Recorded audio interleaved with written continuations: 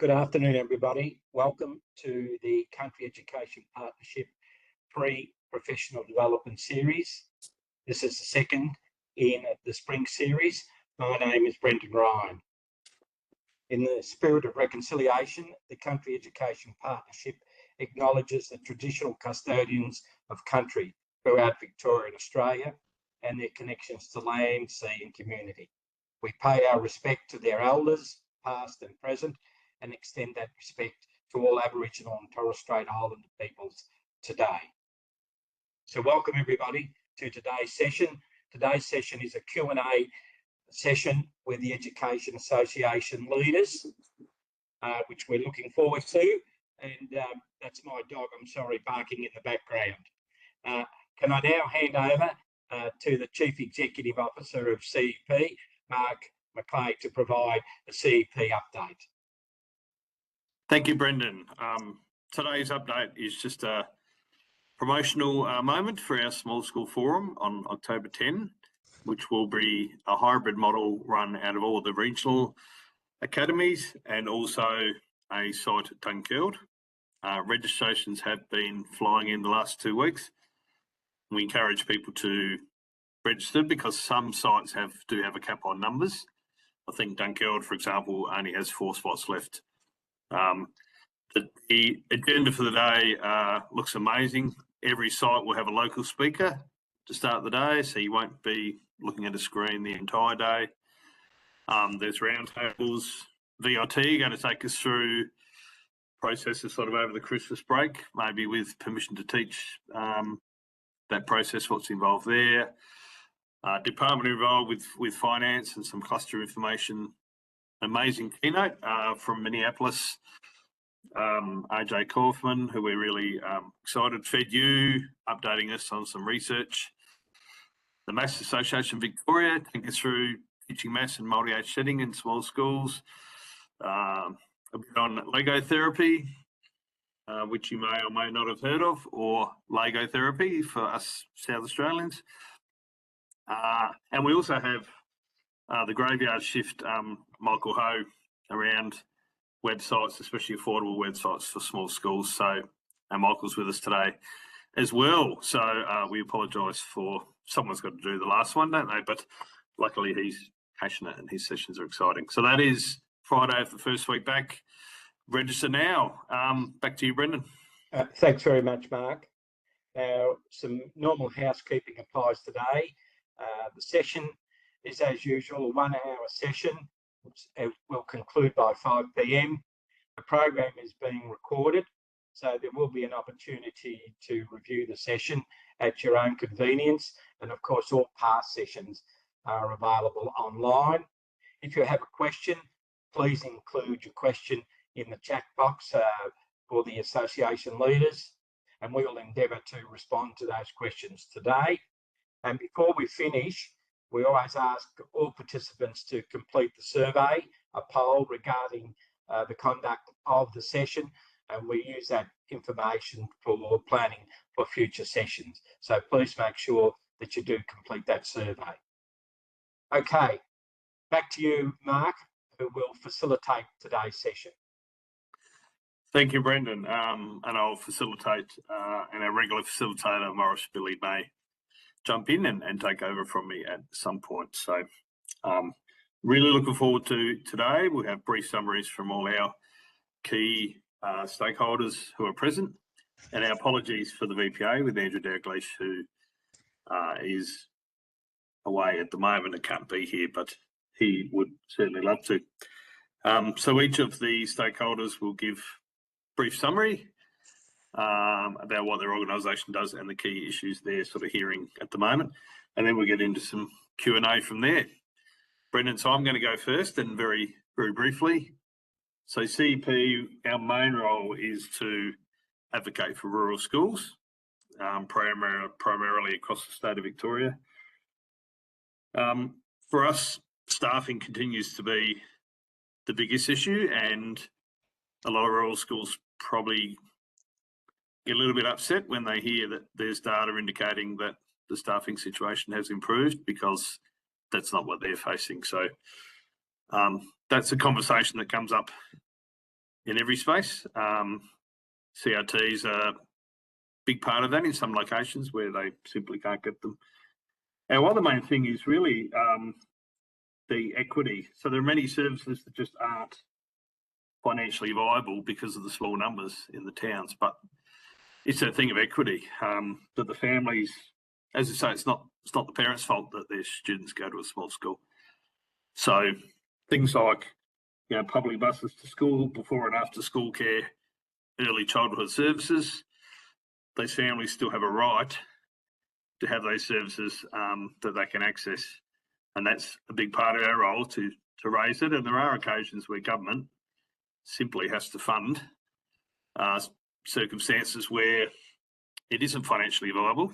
You're never going to have the numbers in some communities to run a bus or before and after school care, but does that mean it never happens? So that's a big part of what we do, trying to level the playing field a little bit.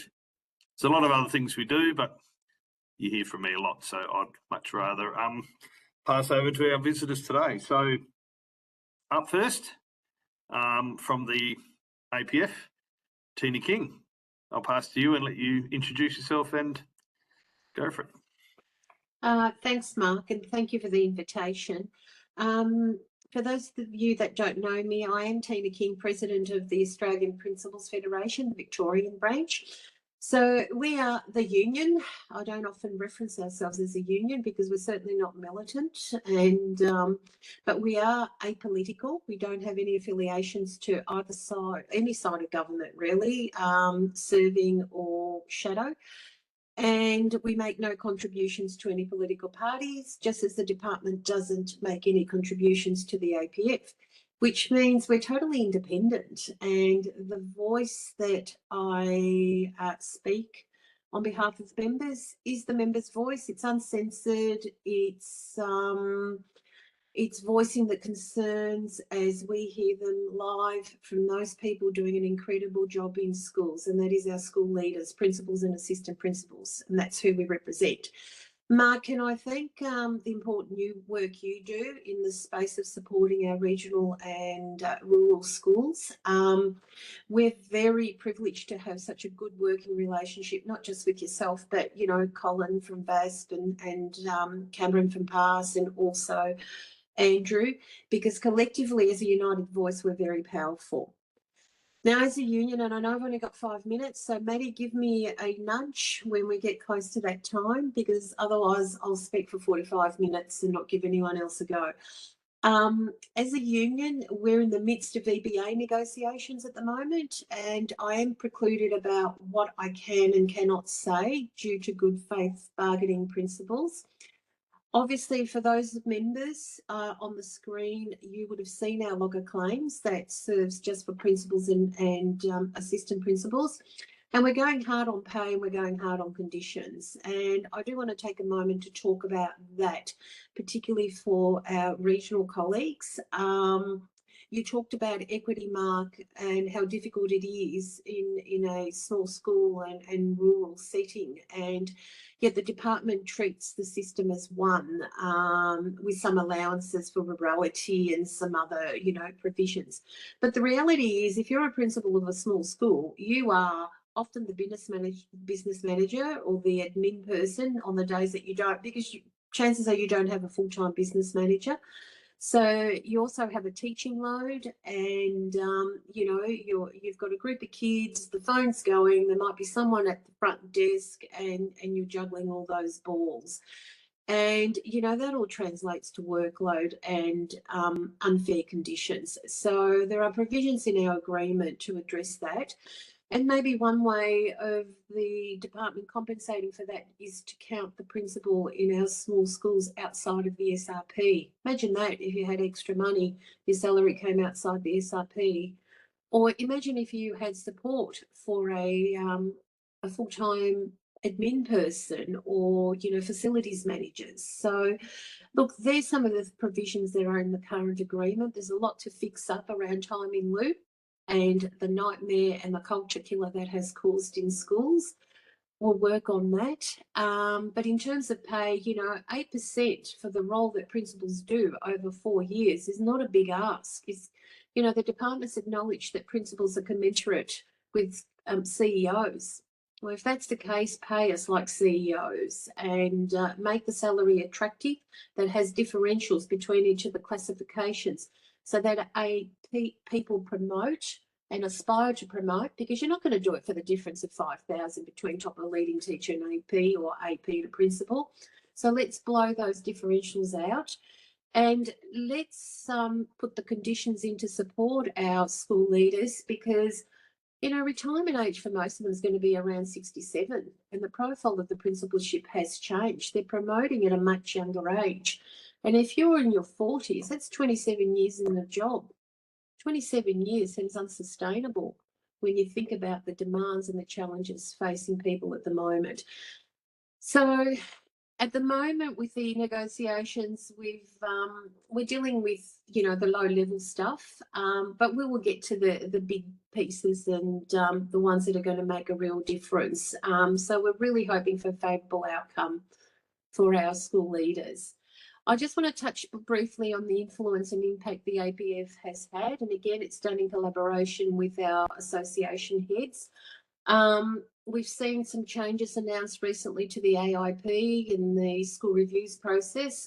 The AIP, the way it became a compliance document where everything was put in there about how much money you're going to spend here and there, took away for the intent and purpose. So pulling that right back to the core, we're really pleased about those changes. And I know from our members, we've had really positive feedback.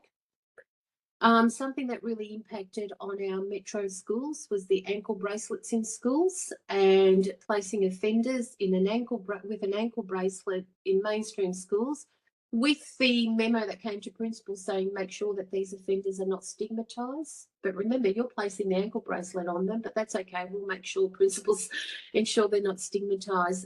We had that decision reversed. The minister came out publicly and said, after pressure, that those kids, it's not that we want to abandon those kids, but those kids need structured and intensive supports, and they need placement in alternative settings.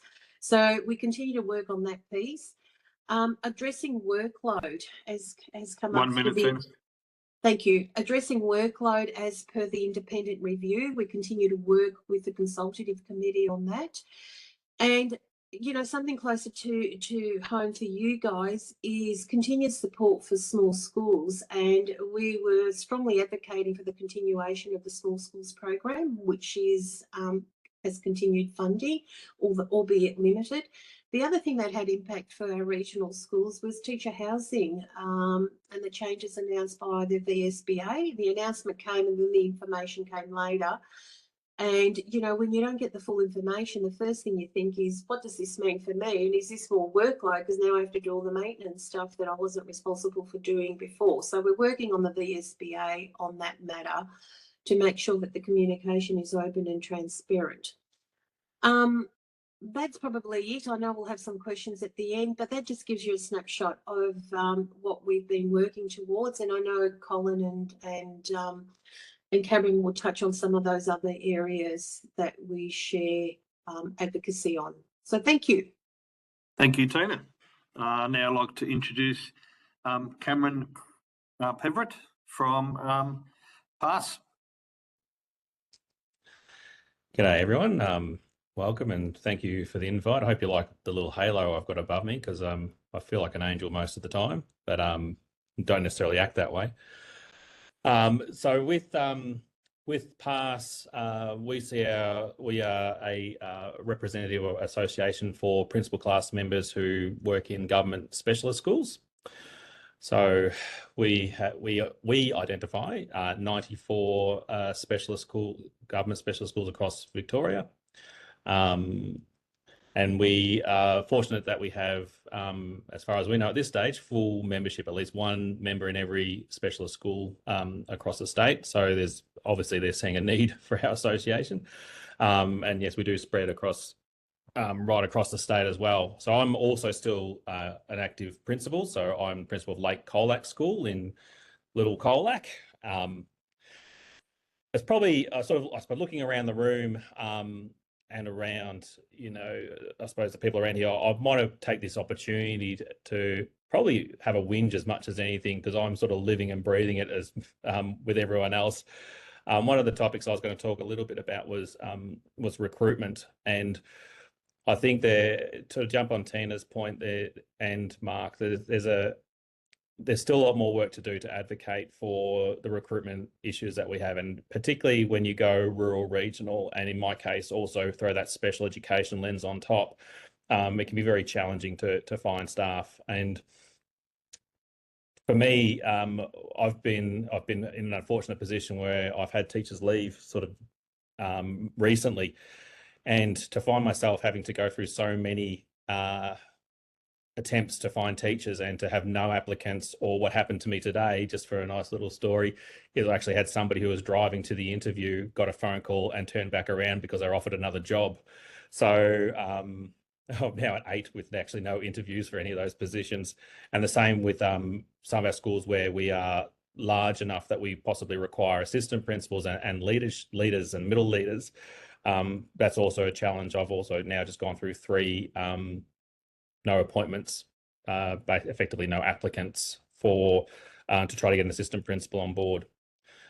And when you're in schools, once again, like mine, where I'm a school of 92 students, from 3-year-olds to 18-year-olds, but I have 54 staff, that becomes quite challenging when you're sort of looking at developing leaders in rural and regional contexts. And to get those to have those opportunities regionally, I think the department needs to do a lot more. And sometimes when and it happens to all of us at some point, you get a couple of staff that might start white anting or just aren't sort of going with the flow of your culture, to actually get that support and get that professional learning, and to have somebody come in and help build the capacity of your staff as a whole is quite a challenge when you don't have as greater access to department resources once you sort of move away from the centre.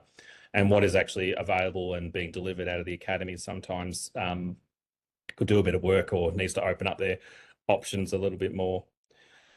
I think that when we're left with, just to say on the recruitment space, you can sort of see that the department is working hard in some areas. The only opportunities that they've sort of provided to me are in international sponsorships. So you get a little bit concerned about whether it'll be appropriate to have somebody come across from the Philippines, and then what it takes to sort of get them out into a regional setting, and then also try to retain them for any period of time. Just the costs and the labour and the workload for all that to happen for somebody who may not stick around for a very long time. I think there's certainly more work to do for us to discuss that with the department. Moving tact a little bit, I think we also need to call out a little bit around the behaviours of students in schools, and how challenging that is particularly becoming. There's a lot to sort of say around technology and use of technology, and sometimes it can be the amount of conversations and what's happening outside of our school grounds, and those relationships that sometimes deteriorate outside, and then those deteriorated relationships come inside the school grounds. That's certainly problematic and challenging. There still is a lot of work to do, I think, in that space to how do we support our students to be safer online, and is there a role for AI to play in that as well? The department is very much a laggard in that space compared to the other states, so there's a lot to do there. And I think that also with when it comes to assistive technologies, where there are kids with disabilities across all of our schools, that if we were able to use AI more effectively, that actually would support the learning and the communication of a lot of our students as well.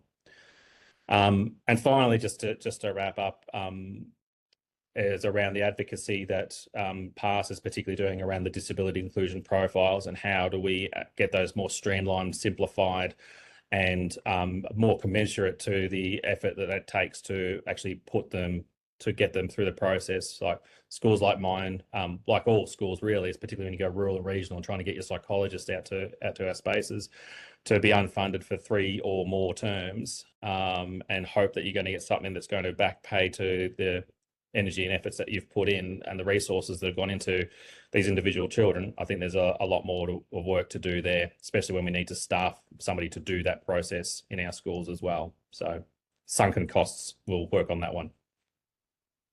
Thank you, Cameron, and thank you, Tina. And just before I pass to Colin, a slight plug there. Our first session on October 15th on child safety next term is on online safety. And we actually just had a meeting today with the presenter and Vic Poll. So that'll be a very relevant section to what you've just talked about. Over now to Colin Axup from VASSP. Thanks, Mark, and plug away, I say. It's a good idea. You've got to advertise when you can. Good afternoon, everybody. Colin Axup, I'm the president of the Victorian Association of State Secondary Principals. VASSP obviously supports principals and assistant principals in secondary schools. We basically run an association based on 3 pillars. We look at advocacy and influence. So we look at what we advocate for and advocate on behalf of the profession to government and obviously to the department. We run basically learning and growth, so we run professional learning as well. And we also do basically the support and care side of things as well. That is, we provide support and care to our members. Look, you know, it's interesting. I'm going to leverage a little bit of what both Tina and Cameron have said, as well as a few things that come up for us. You know, the reality is that we are in education, have been in a particularly febrile environment now for a number of years. You know, talking to one principal of a big regional school, they're about to enter into their 12th term of 14 teachers or greater, short of what they need. So when, you know, people are talking about, you know, the department talks about all these extra teachers that are coming into the system, that might be on paper, but they also don't talk about the extra students coming into the system as well. And, you know, staffing is very much what postcode, where in the state you are, and it's a frustration. And can I tell you, finding principals and assistant principals is the same thing. They talk about the increased, you know, I think the average of applicants, the average number of applicants for principal positions is on a slight increase, but it's still way too low. And one of the issues that we are finding is the principal selection process is fundamentally flawed. We've actually raised this with the department and have agreement from the department that they will review not only the actual process, if you like, the mechanics of the decision making, but also the selection criteria for both principals and assistant principals. So there's actually connection points. You know, to be brutally honest, sometimes principal selection is more about who you know, not what you know. It's almost a system of patronage working out there. And we've got some quite unfortunately horrendous examples of some very, very poor processes. It also leads to, you know, the validity, if you like, or the efficacy of VAPA. And, you know, is it actually achieving anything? I will say up front, though, the one part of VAPA that I think is excellent is GNOS EI, the 360 that you do as part of VAPA. You know, at the risk of alienating my principal colleagues, I would argue that I think every principal should do the GNOS EI 360 before they do their as part of their contract renewal process, because it's an amazing feedback loop system that we don't get from anywhere else in what we do. One of the other big issues for us, and it will vary for some of your schools, Mark, in particular your really small rural schools, is the use of the DSPM, or the Differentiated School Performance Model, which was changed at the end of last year. Funnily enough, without due consultation, but, you know, we shouldn't be surprised that the department doesn't know how to consult. They did finally admit that they don't know how to consult properly, but we've actually had a number of conversations with the department about, well, what's a cohort size that actually means that the DSPM data, say NAPLAN data, for example, VCE data, where it actually becomes sufficient. There are some 200 plus schools, many of which would probably be your members of the CEP, Mark, who don't even fall under the DSPM because they're too small. But the problem is it's used as a mechanism to intervene in schools through the intensive school support program. And we know a number of regional schools that have, we think, are unfairly targeted by a system that, without any evidence to support the efficacy of this, that you can fix schools, whatever that actually means, from the outside. 1 minute, Colin. Yep. From an association's perspective, our aim is to support our members and schools. We'll put together bespoke programs. The department won't do that. The academy won't do that. We run programs for schools. We'll run sessions for year level coordinators, from a number of schools, because it's something that the system doesn't focus on. It's interesting. Cameron talks about international students. We're looking at teaming up with one of the CRT agencies to actually run an international teachers course, if you like, almost an acculturation program. So these people that a number of schools are bringing from overseas are actually prepared for what they're about to encounter, regardless of where they in Victoria, and particularly if they go to rural Victoria. So they know what they're getting into, which means they're actually going to stay with you. And the AI piece, we're huge on the importance of AI. Cameron was very kind when he said our department's not very forward thinking. They've taken the ostrich approach to AI. They've basically stuck their head in the sand and hope that it goes away. It won't. There are other systems doing a much better job, and we as an association are going to lead the way with that. And thanks, Colin. Thank you. So what we're going to do, I've just got one question that we'll get all three of you to respond in a couple of minutes, and then I'm going to just throw open the opportunity for questions from the floor. I think there may be one. So that's the process, and then if we got time, then we've got a couple more questions. So Cam, Tina, Colin, sort of want you to take us behind the scenes here. So if a principal takes the time and thinks something is serious enough for them to make contact with you over an issue, or they approach you during a session or a meeting or somewhere and raise an issue with you. Now, I know it can vary, but just sort of in a couple of minutes, take us through, what do you do from there? So you've got this issue, sort of what do you do about it? I don't know, Colin, we might go to you first. If it's industrial, I just handball it to Tina and say that's a you problem, not a me problem. I think it's, and I'm somewhat lighthearted about it, but it's really serious. I think we look at it from, if it's clearly an industrial issue of their employment status. Actually, and I'll let Tina talk about this. Maybe it's about contract renewal. That's something I would say you need to speak to the APF about as a member. From our perspective, what we would do is it's about what is the support that you need. Now, sometimes all it needs is for me or one of my field officers to sit on the end of the phone and listen. Because, if you're, and I found this as a regional principal, you don't always have people around you that you necessarily know.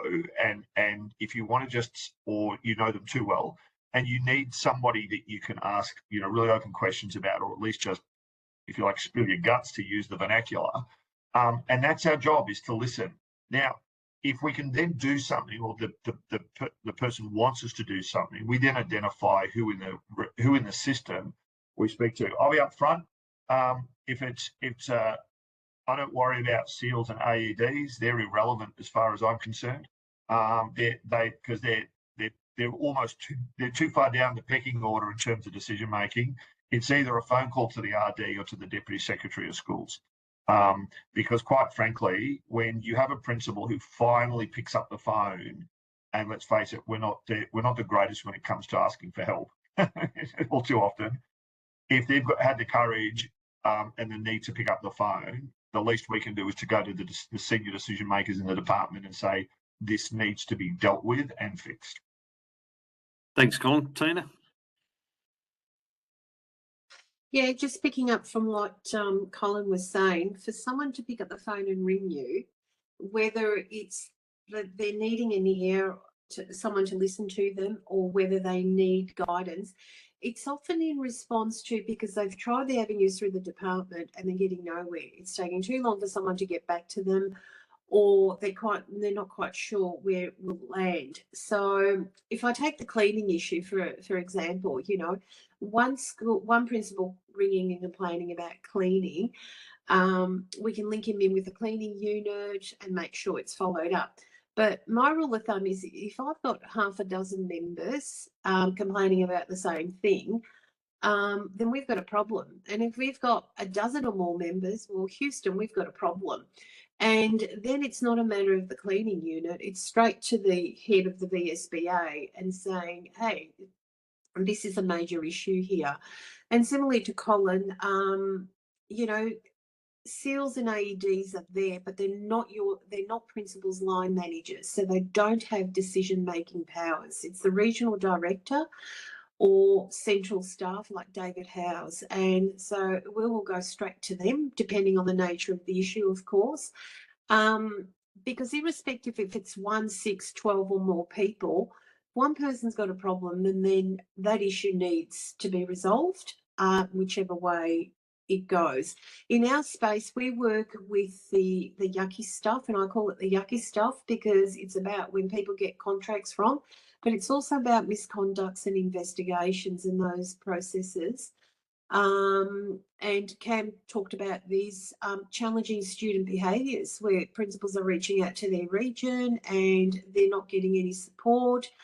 So we intervene there and we take it to the next level. It goes to central and we say, right, something needs to be done about this. This is a safety issue. This is a wellbeing issue. This is not good enough. You need to get behind your employee here, because if you don't, then, you know, we'll make reports where we need to make reports. So and we can do that. We can come in a little bit heavy-handed because of the space we work in as an industrial organisation. But, you know, people ring me directly. I had a member ring me on a Saturday night at 9 p.m. And that's what we encourage, because if you're thinking about it and it's worrying you on a Saturday night at 9 p.m, you got to talk to someone about it. So, yeah, it's really important that that advocacy, that support and action is critical. Thanks, Tina. Cam, anything to add? Yeah, I think the only thing to add to that is, I suppose because our association works in the nuance sort of space, is it's about trying to really endeavour that we really understand our members and their contexts and what they themselves seem to be doing really well or are experts in. So sort of like Colin and Tina and Andrew, you know, I can certainly direct to particular areas of the department where the policies lie and all that, but I think sometimes it's also connecting with other members and going, hey, I know this person had a similar problem. You might want to have a chat with them about how they resolved it, or here's an example of really great practice. I suggest you go and have a chat with them. So I think that's the only bit to add, is really leveraging off the collective voice of members to go. So, you know, we're all in the same boat sort of together, but yeah, really understanding and each other and supporting each other as well. Thanks, Cam. And for CP, just confirming, depends what it was. We may direct you to one of the other organisations where it's a specific rural and regional. There is a rural and regional team for the department, and we work through them to link us up with the most appropriate section of the department. When it's a really significant issue that's been raised constantly, or occasionally some low-hanging fruit, we'll go straight to DepSecs. To give an example, we've got a meeting tomorrow. There's an issue for acting prins when you find out late in the term that you've got another term, constantly get bumped off the system for 2 weeks, and it's such an issue. And we see things like that as surely that's fixable. So there are issues like that. The other thing we do is put together principal reference groups. So we've got one right now with the VSBA, and they're meeting next term around teacher housing. So when there's a large number of rural prins who've got very much a rural issue, if we can find and locate the correct department who we wish to take their issue up to, we'll do that. And it works both ways. The department will contact us and ask us to put a group together. So that's probably the only slight variation for us. But we're also very aware of what Tina, Cam, Colin and Andrew do. So we'll direct to those. Before we have another question from the floor, is there anyone who would like to pose a question to one of the participants? Brett, have you got something? Or? Yeah, I do, Mark. And thanks for your time today on the phone. First of all, yeah, thank you for the opportunity to have this session. And as a member of the APF and also VASSP, I think when things are in the room, not online, as we discussed today, Mark, things probably become a little bit more honest. So, Colin, I think Friday might be very interesting for a number of reasons when you come down to Sale. I just wanted to sort of ask one or two things, and I think, Tina, you actually just touched on it really well there. My concern has been, I'll probably reference the last 2 weeks as an experienced principal. I've had 4 principals reach out to me to ask me for advice around things, which is okay, and I encourage that. They're past staff members, etc. The simple fact, though, that is they've all had situations where the department and the public service being so blown out as it is, there's a genuine feeling between our principal colleagues that everything that goes to our seals is now being passed on to whether it be legal, HR, conduct and ethics, the media unit, which then takes 2, 3, 5, 8 weeks. And that's becoming a real concern. So there's this feeling that do we bypass that and just make decisions ourselves? And I can't see an end to this. And I suppose my concern is the principals who are coming through, the less experienced principals, that haven't got the wherewithal or the knowledge, to make timely decisions. And so I appreciated, Tina, your comments there. And I suppose, I'm not sure if there's a question, it's more of a statement, but I think you probably answered that. Tina, you want to comment? Yeah, Brett, you're so spot on. And when you've got a burning issue, and particularly if it's got a legal element to it, it's really hard to respond, because if it ends up being in a complaint or you make the wrong decision, the first thing that's looked at is, did you seek advice? Well, I've tried to seek advice, but no one gets back to me. And exactly right. Yes. Yeah. And we were in a meeting today, Colin, Cameron and I, where we were talking about, for example, parents behaving badly. And we're talking about the small minority, but a big impact by vexatious parents, and issuing a trespass order or a community safety order. And some regions you've got to reach out to your SIL, have a consultation, etc., etc. And the rigmarole around it is where you need immediate protective action, and I guess it highlights the need, in the absence of the employer being able to provide that immediate information. And sometimes people are reluctant to reach out to their SILs or their AEDs because they feel they're going to be judged, or they might be deemed to be incapable or incompetent. But I guess the need of the associations and the unions demonstrates the important role that we play in supporting members. But the best sort of support comes from colleagues. And this is what worries me as a system. We don't promote and give enough time for that collegiality.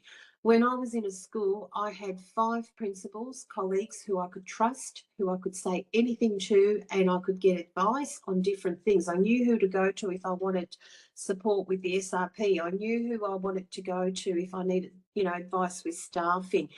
And it was in that collegiality of support and non-judgment. I would never go to my SIL, but that was just me, because they wouldn't know the answers, and then they say, oh, I'll take it on notice and get back to you. Well, no, I need to solve it now.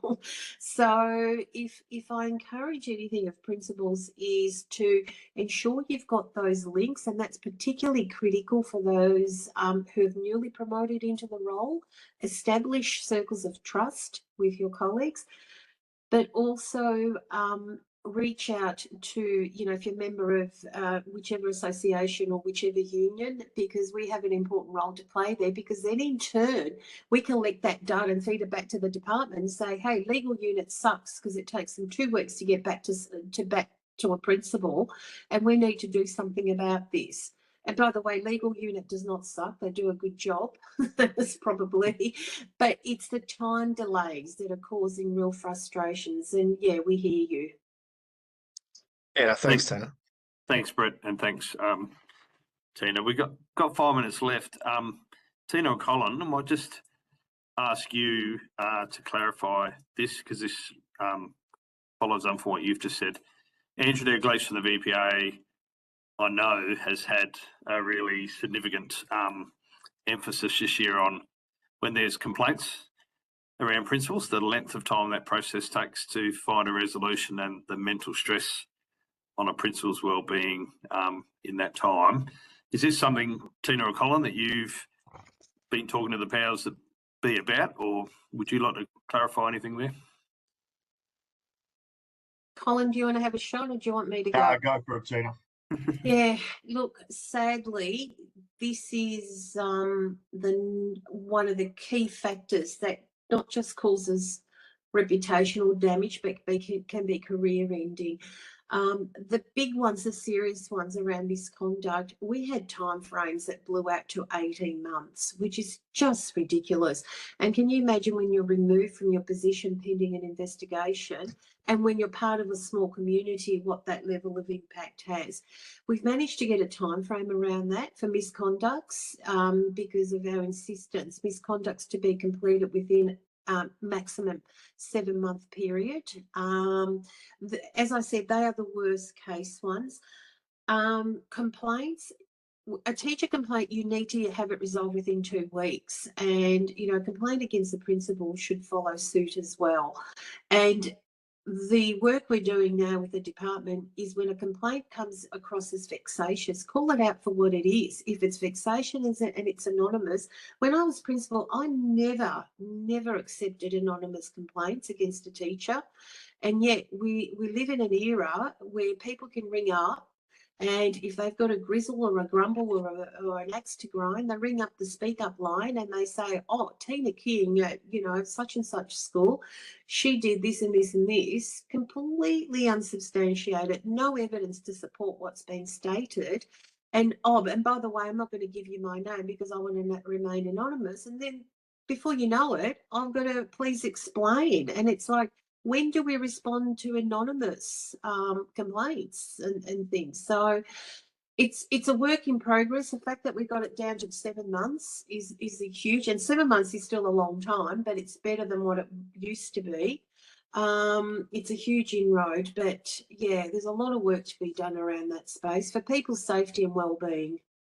Thank you, Tina. Sorry, Mark, I'll jump in there. And that was my second question. And Tina, I couldn't agree more. It's demoralising for the principal health and wellbeing, and I know personally of 3 or 4 principals in my network who openly say it's okay for you to have mud thrown over the fence at you, and if it sticks, but we can't stick our head over the fence and see who's throwing the mud. It's absolutely disgraceful, and I couldn't advocate harder for that. I think it's an absolute disgrace. It's a process that assumes guilt before innocence. Thanks, Brett. Thanks, Tina. About 3 minutes for Michael. I'm just going to go back to our 3 stakeholder leaders to finish off. The last part is just, can you give us a couple of examples of successes you've had in the last 5-6 years of change? And CEP, our probably big 2 are the 50,000 deficit for small schools is a clear result of our work, and the department have acknowledged that. But the other one, we raised the issue about how a lot of small schools had acting principals who were acting for continued lengths of time, and we asked what the policy was and could we see it, and there wasn't one. And straight away, SEALs were advised to put those jobs up, because I had 3 phone calls from SEALs in the next 2 days having a crack at me, tongue in cheek. Said, thanks a lot, now we've got 6 jobs to put up. I said, well, so you should. So the size of your school doesn't determine whether it's an ongoing position that's put up or the length of the contract.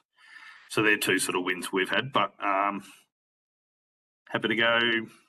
Colin, any final words or any success stories you want to share? What's a success story? Look, getting a couple of, actually, it took 3 ministers, but we finally got the threshold moved from 50,000 upwards. It only moved to 100. We asked for 150, but hey, and the scary thing was the briefing paper actually had 150,000 on it, but Treasury and Finance put a line through that and made it 100. So I think that was a bit of a win, given it we'd raised it with literally 3 ministers. And I'll give Ben Carroll his due. He was at a VASSP State Committee when it was raised, and it was fixed in 2 weeks, which also demonstrates the frustration that we deal with when stuff can be fixed so easy. I think the other piece, and I'm probably stealing a thunder from the others as well, but collectively, we have been hammering the department on the lack of consultation, and to finally get them to admit and to engage with us about a proper consultative model, I think is a huge win, and the promise to look at principal selection processes and criteria, I think, in recent times is a pretty good win as well. Well done, Colin. Tina? Just keep your ears and eyes open around the thresholds. There'll be some welcoming news that's imminent around that, that I won't say anymore because I can't breach confidentiality.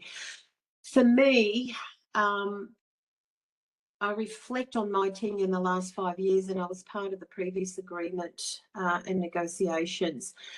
And to sit there and have the department acknowledge that we have an issue around workload and principal workload, and to have them admit that they got time in lieu wrong, I couldn't resist but to actually sit there and say, well, I'm going to hate to say this, but we told you so. So let's fix those things. Workload's a big issue, but we continue. There's an acknowledgement. There's finally an acknowledgement. It was always, well, why do principals have workload? This was the response from the department. They are self-managers. They can manage this. It was always like it was just in denial, non-acceptance. But now we have an acceptance, and we have an acceptance that time in lieu is a mess, and they got it wrong. Thank you, Tina. Cam? Yeah, I think our probably greatest success is every specialist school across the state receiving an infrastructure upgrade.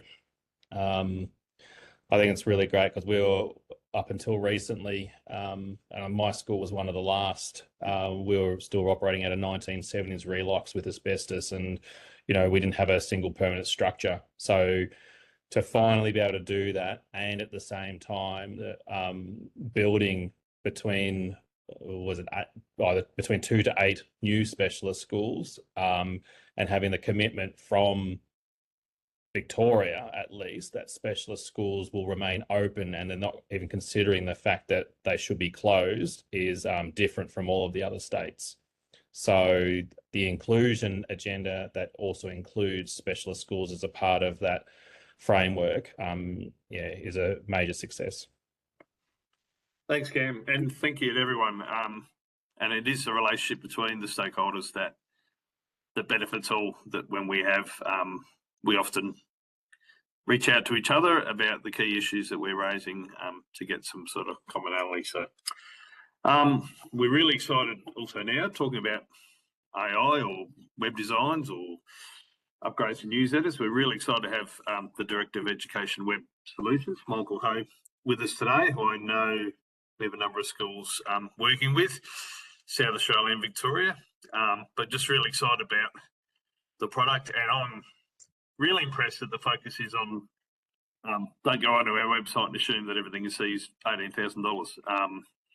It's actually a lot more affordable than what you think, which appeals to many small rurals. But over to you, Michael. Hi, everyone. Just checking if you can all hear me. Yep, perfect. Good afternoon. I'm Michael, co-founder from Education Web Solutions. Now, just bear with me today as I'll be switching between the slide and the web browser. Firstly, I just want to say thank you to all the principals and leaders that we work with. We really appreciate all the work you do behind the scenes, and we actually enjoy working with you each and every day. A few familiar faces on there. Now, every school to us has a unique story, and it's our mission to help share that story with confidence. Now, Oops, sorry, that skipped too quickly. Now, it doesn't matter how small or how large your school is. We've worked with schools as small as 4 students all the way up to 5 campuses, 4,000 students. Our plans are based on enrolment size to help work with these small schools. Yeah. We can't see the screen. Oh, the screen has it. Yep. I better go back. Cool. Just sounded like you were talking like we could see it. Yeah, sorry. Let's go back here and share that. Yeah. Is that working? And don't worry, our website skills are way better than my presenting skills. There we go. Is that all working for everyone? Yep. Yep. Awesome. So there we go. And there's the familiar faces. Now, like I said, every school has a story to tell, and we want to share that with confidence. I've got a soft spot for small schools and regional schools, as I grew up in a small town in South Australia, and I went to a small school. Business was actually founded on helping small schools as well. It originally started in my kitchen/dining room. I was first working at the education department before they cut off this service. The principal said to me, "Mark, you've got to do something. We've got no support here, and it's too expensive. We can't go out there and afford the prices that we're getting quoted for websites."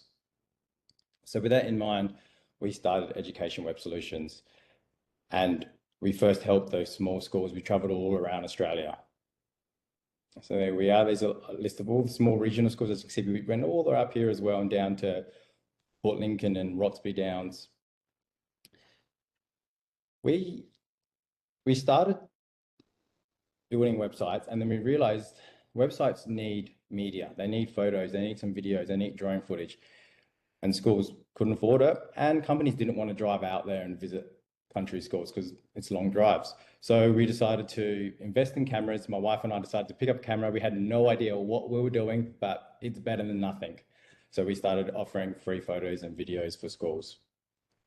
As we've developed from there, we now have a team that travel across Australia doing photos and videos, and our team gets flown to New Zealand. We've been about 4 or 5 times this year already, and we've visited over 400 schools. Now, so I want to share a couple stories of some schools that we worked with. There's one story. My partner and I, we were taking photos and videos at a school, Cow Area School, and towards the end of the photo shoot, we realized they had a boat just sitting inside their shed, and it's not a small boat, it was a big boat. So I was curious and I asked what was it for, and to my surprise, they actually have an oyster farm. Don't advertise, don't talk about it, and the students run it. Now, this is some photos from the day. Basically, they said, "Do you want to check it out?" I've got nowhere else to be after this, so let's go for it. So we jumped in the boat, we put the gear on, and we went to the oyster farm. The students loved it. They were showing us how it works. They were showing me how to get out and grab the oysters from the farm, open them up, and I love oysters. I reckon I ate about 2 dozen. They're probably the best oysters I've ever had in my life. And my wife and I, we still talk about it today. Now, these are the type of stories that schools need to share. I have another example, and I'm going to switch to my browser. So bear with me. Now, this example is Rapid Bay Area School. I've got to move myself out of the way. Well, that should be loading now. I'm going to give that a bit of a refresh. Now, Rapid Bay Area School, if you haven't been there, I'll paint a picture. As you come over the hill and down the valley, you're hit with this stunning view of a beach. Crystal clear blue waters. It's only a walk away from the school. Fantastic trees and valleys all around. The school didn't have any of this on their website at all. So when we got there, we ended up getting the drone up and getting those photos, getting the video of the school and showing how close it was. The school walks there every day. And then it's not just the photos and the videos. We actually work through the website to do a bit of branding, and you can see the waves through the website. We don't want to overpower what the website talks about, but as you can see, there's photos through it. There's videos. You can see some waves in the background. They're also using our newsletter app, which I'll touch base on in a minute, which is a fantastic way to get your stories out there to the community. Got 5 minutes, Michael. 5 minutes? Okay, cool. Well, next up, I want to talk about Lake Colac. And this one I've been working with Cameron on. Fantastic school to work on. Now, the school actually had their website done not long before we partnered up with Cameron. It was nothing wrong with the website. It was fine. It worked great. However, it just didn't tell their story. So for us, we wanted to come in and we wanted to show the passion, the commitment from the staff. We wanted to show the confidence from the students, the facilities and the amazing programs they had to show. I'll give a little scroll through. I love that photo there. We even did it all in one day. We came and did the photos, the videos. We filmed 3 testimonials. So we filmed a student, to a staff leader and another staff leader here. As you see, you can click through, you can watch the videos. But something that I really want to showcase, oh, that view is fantastic, is their interactive tour. So as you can see, we get the drone up, we take a photo of the area, and we have videos playing of each area. Now, this is fantastic. I'm not sure if anyone's seen this, but they have a mini Woolworths inside their school.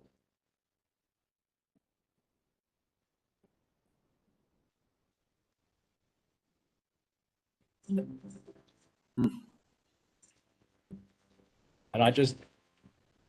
I'll bring on the sound a bit. I just love watching this. I love watching, if we skip past, I love watching the students interact, the joy you see on their faces. It's why we do what we do. Now that's Lake Colac School there. Highly recommend checking out that website. And I'm going to switch now back to my slide to finish off. Okay, whoops. Now, not all stories start off positive. We've just been working with Bubari Primary School. And believe it or not, we figured out, this has been up for a long time, we figured out that their URL is Boob PS. Yes, that's a department school with their URL being Boob PS. So we're actually working with the department now to get that changed for them. So friendly reminder, make sure you check your URLs. Now for us, a website is not transactional. For us, it's a long-term partnership. We want to work with our schools over a long period. Websites are dynamic and they should evolve with the school as well. So what we do is we offer unlimited support plans. So our support plans are based on school enrollment size. So for example, if you've got 100 enrollments, you're only paying $1,590 per year for us to look after everything to do with the website. We do the unlimited support, we do hosting and security, backend updates, regular backups, and at the end of the 3 years, if you renew, you get a brand new website revamp. We found that's the sticky point when websites start to age. The way I describe it, it's kind of like a mobile phone bill. Instead of the mobile phone, you get the website up front.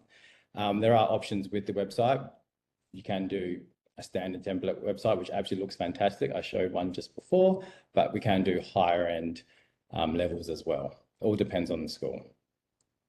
Now, just to finish off, we do have an app called Hail, which is fantastic. And how it works is the schools do bite-sized articles, and as they post them, they can go to the website, they can go to social media, and also a mailing list, even things like their student management system as well. This is great because parents in the community get this in real time, which means I know for myself, when I pick up my son from school, I just love checking first and seeing what he's done on that day and then talking about it because it's fresh in his mind. He's still inspired, where if I wait for a couple of weeks, that moment's gone. With this newsletter app, with a click of a button, when you're ready, it could be a weekly newsletter, a termly newsletter. It collates all those newsletters, all those articles into an interactive newsletter, which then can be shared out through the same avenues as well. And what I will do is I'll quickly share how easy it is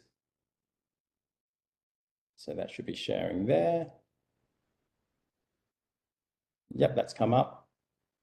Okay, so these are all the articles that have happened over the last couple of weeks. This is for Yarrawonga.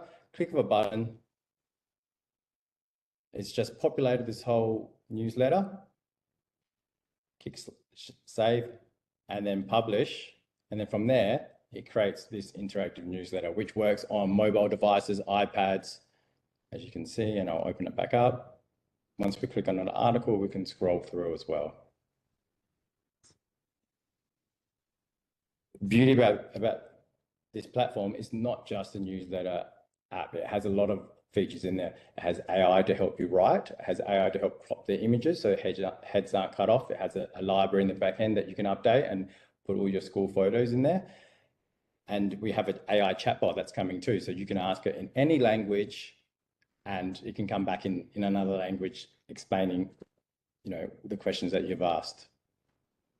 Thank you, Michael. It's amazing. I might have to wrap up. Yep, I'm just going to wrap up now. I'm just going to go back to my slide with my details on there.